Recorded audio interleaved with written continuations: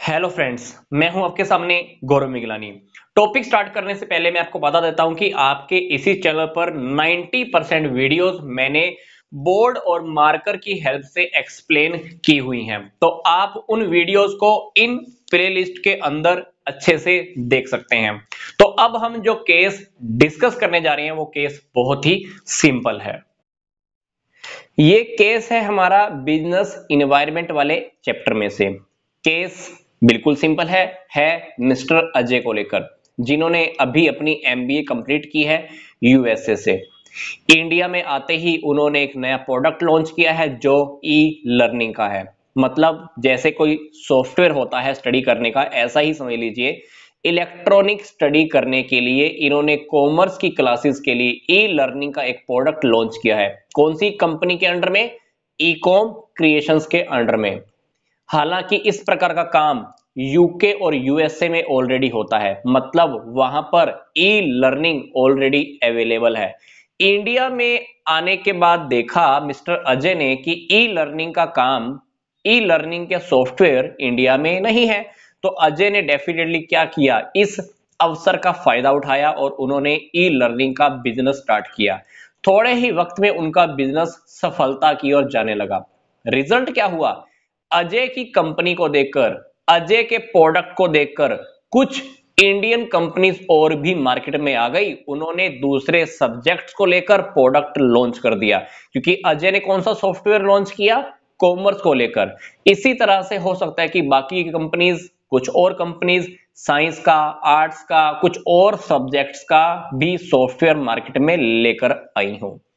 इस पूरे केस को स्टडी करने के बाद हमको आइडेंटिफाई करना है और ये बताना है बिजनेस इन्वायरमेंट को अंडरस्टैंडिंग करने का, बिजनेस इन्वायरमेंट को समझने का क्या इंपॉर्टेंस है। कुछ ऐसी लाइंस को भी हमने कोटेशन में डालना है जिससे हमें बिजनेस इन्वायरमेंट को स्टडी करने का फायदा नजर में आ रहा हो।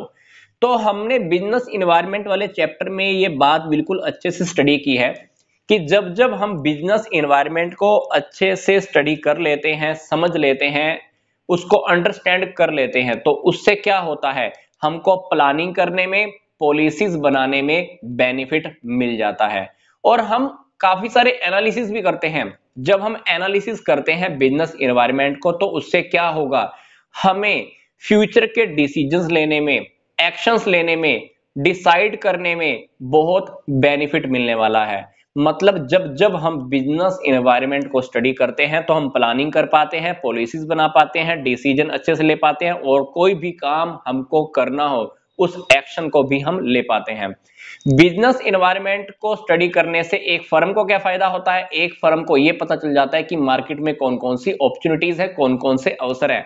मान लो मैंने रिसर्च की मार्केट में और मुझे पता लगा कि ई लर्निंग का सॉफ्टवेयर अब तक मार्केट में है ही नहीं, किसी और कंपनी ने लॉन्च ही नहीं किया हुआ, तो ये क्या करूंगा, ये बेनिफिट सबसे पहले मैं उठाना चाहूंगा, बजाय इस बेनिफिट को मैं किसी और कंपटीटर फर्म के लिए छोड़ दूं। तो बिजनेस एनवायरनमेंट से डेफिनेटली हमारा बहुत बड़ा बेनिफिट होता है। ये वाला जो पैराग्राफ कोटेशन के अंदर डाल रखा है, आफ्टर कंप्लीटिंग से लेकर नॉट इन इंडिया, इसी के बारे में, इसी में से हमने जो पॉइंट अभी डिस्कस किया है वो इसी पैराग्राफ से निकल कर आया है। इसी पैराग्राफ से हमको पता चल रहा है कि बिजनेस एनवायरनमेंट को स्टडी करने का क्या फायदा होता है। अब हमारा एडवांटेजेस नंबर 2 कहां से आएगा? His business started flourishing in India, उसका बिजनेस इंडिया में फ्लोरिश करने लगा, सफलता की ओर जाने लगा। इसका मतलब क्या है? It helps in improving performance of A enterprise through continuous monitoring of the environment. इससे हमें क्या होगा, हम एनवायरनमेंट पे कंटिन्यू मॉनिटर कर पाएंगे, देख रेख कर पाएंगे कि एनवायरनमेंट में रियलिटी में चल क्या रहा है, लगातार क्या चेंजेस आ रहे हैं, और जो जो चेंजेस होंगे, बिजनेस की जो प्रैक्टिसेस होंगी उसको हम आसानी से अडॉप्ट कर पाएंगे।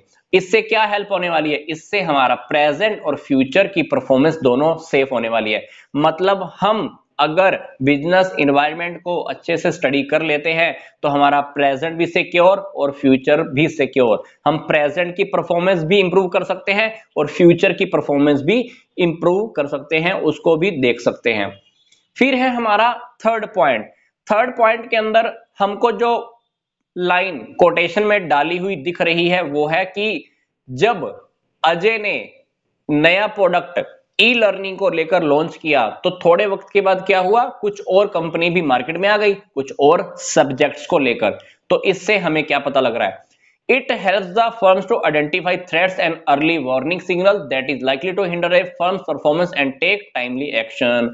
क्योंकि जब जब हम कुछ नया करते हैं तो डेफिनेटली हमको देखकर कुछ हमारे लिए चुनौतियां भी पैदा होंगी। अजय ने कॉमर्स का सॉफ्टवेयर लॉन्च किया, उसको देखकर बाकी कंपनीज भी मार्केट में आ गई कुछ और सॉफ्टवेयर को लेकर।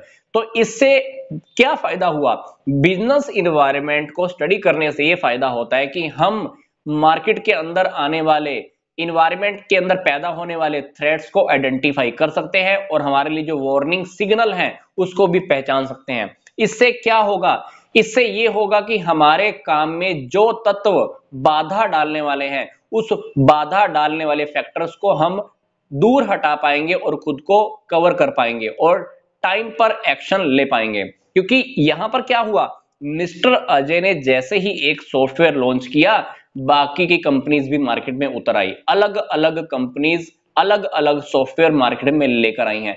तो अजय यहां पर क्या करेगा, अभी कॉमर्स का सॉफ्टवेयर लॉन्च किया, सिर्फ कॉमर्स का प्रोडक्ट लॉन्च किया, अब बाकी कंपनी उसको देखकर वो क्या करेगा, टाइमली एक्शन लेगा। टाइमली एक्शन लेने का मतलब है कि वो कॉमर्स के साथ साथ अब हो सकता है कि साइंस के या आर्ट्स के या 6th 7th 8th इन क्लासेस को लेकर भी काफी सारे सब्जेक्ट्स के प्रोडक्ट को भी लॉन्च कर दे। तो कहीं ना कहीं जब जब हम बिजनेस एनवायरनमेंट को स्टडी करते हैं तो हमें फायदा होता ही है। ये केस स्टडी करने से पहले मैं आपको एक बात बता देता हूं जो हमारी नॉलेज में होनी चाहिए।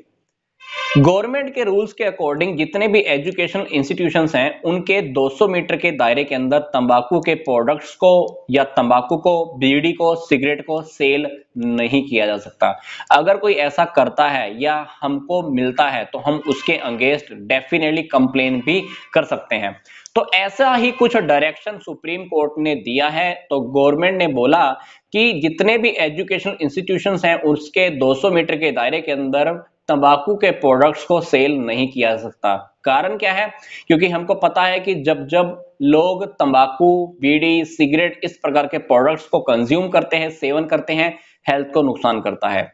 दूसरा रीजन ये भी है, लोग आजकल अपनी हेल्थ के लिए कॉन्शियस होते जा रहे हैं, हेल्थ के लिए, फिटनेस के लिए। तो this indicates the governments attitude toward the business. तो हमको इस क्वेश्चन में से क्या आइडेंटिफाई करना है, business environment under the 3 different dimensions by quoting from above paragraph. इस पूरे पैराग्राफ में से हमें 3 अलग अलग लाइंस को कोटेशन में डालना है और उससे रिलेटेड कौन सा बिजनेस इन्वायरमेंट है, मतलब वो पॉइंट कौन से बिजनेस इन्वायरमेंट को आइडेंटिफाई करता है, इंडिकेट करता है, हमको वो बताना है।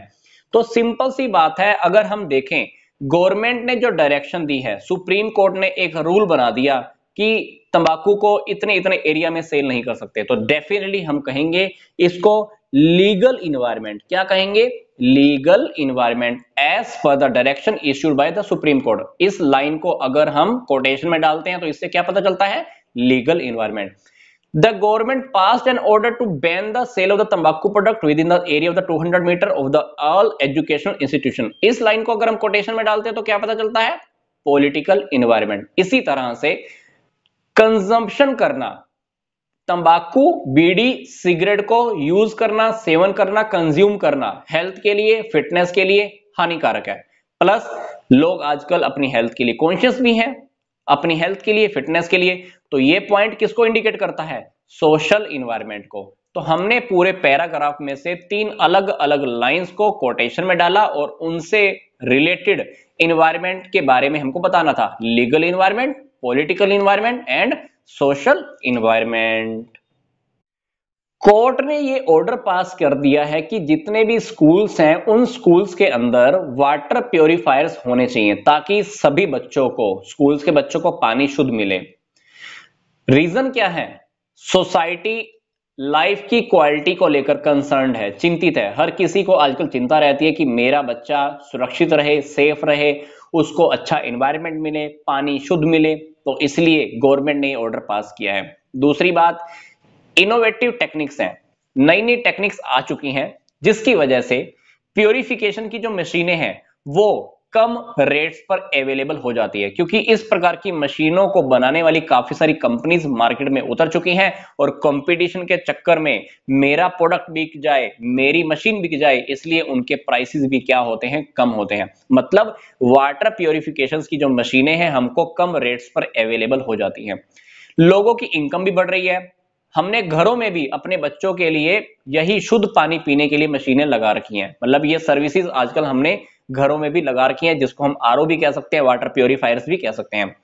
गवर्नमेंट का भी एटीट्यूड इस प्रकार के बिजनेस के लिए क्या है, पॉजिटिव एटीट्यूड है। गवर्नमेंट कहती है कि मैं इस प्रकार के बिजनेस को क्या करती हूं, प्रमोट करती हूं, जो भी इस प्रकार का बिजनेस करना चाहता है हम उसके लिए पॉजिटिव रहेंगे, हमारा एटीट्यूड उनके लिए पॉजिटिव रहेगा। कहने का मतलब यह है गवर्नमेंट इस प्रकार के बिजनेस करने वाली इंडस्ट्रीज को सपोर्ट करती है। हमको इस पूरे क्वेश्चन में क्या करना है, आइडेंटिफाई करना है, लाइंस को हमें सबसे पहले कोटेशन में डालना होगा और उससे रिलेटेड जो बिजनेस एनवायरनमेंट का पॉइंट है वो हमको बताना होगा। तो क्वेश्चन देखा जाए तो बहुत सिंपल है। तो सबसे पहले हम क्या करते हैं, इसमें ये देखा हमने कि गवर्नमेंट ने ये कोर्ट ऑर्डर पास किया हुआ है कि सभी स्कूल्स को मशीनें लगानी जरूरी है, तो डेफिनेटली हम इसको लीगल एनवायरनमेंट कह सकते हैं। फिर दूसरी बात सोसाइटी को लेकर आ रही थी, तो ये हुआ सोशल एनवायरनमेंट। ऊपर वाले पैराग्राफ के अंदर हमने एक बात और देखी थी कि गवर्नमेंट का जो रवैया है इस प्रकार की इंडस्ट्रीज के लिए वो कैसा है, पॉजिटिव, हम इसको पॉलिटिकल एनवायरनमेंट कह सकते हैं। फिर चौथी बात हमने ये देखी कि इनोवेटिव टेक्निक्स आ चुकी हैं जिसकी वजह से वाटर प्योरीफायर्स हमें कम रेट पर अवेलेबल हो सकते हैं, तो ये हुआ टेक्नोलॉजिकल एनवायरनमेंट। फिर हमने एक चीज और देखी कि लोगों की इनकम इंक्रीज हो रही है जिसकी वजह से ये मशीनें आजकल हमने घरों में भी लगाई हुई हैं, तो ये हुआ इकोनॉमिक एनवायरनमेंट। मतलब इस पूरे केस में भी हमने क्या करना था, लाइंस को आइडेंटिफाई करना था, कोटेशन में डालना था और उससे रिलेटेड इस प्रकार के पॉइंट हमको लिखने थे, legal, social, political, technological and economic environment. Video over करने से पहले मैं आपको बता देता हूं कि इस वीडियो के डिस्क्रिप्शन बॉक्स में कुछ और इंपॉर्टेंट लिंक्स भी दिए हुए हैं, आप उन्हें भी स्टडी कर सकते हैं। तो यहां तक का वीडियो देखने के लिए आपका धन्यवाद।